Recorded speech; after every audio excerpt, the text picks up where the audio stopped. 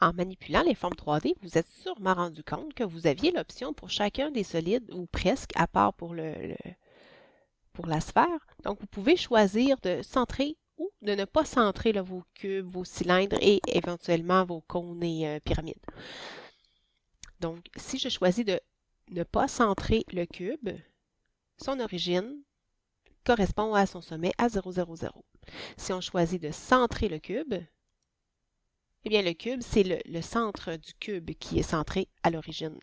Remarquez que votre cube à ce moment-là dépasse dans les Z négatifs, alors que si on choisit l'option de ne pas centrer, votre cube est au-dessus du plan XY, qui peut être très intéressant puisque ça simplifie un petit peu les transformations comme les translations.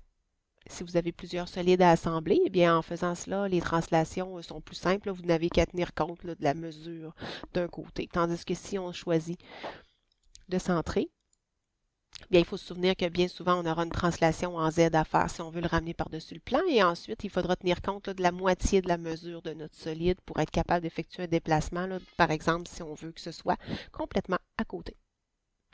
Donc, à vous de choisir si vous voulez centrer ou non vos objets.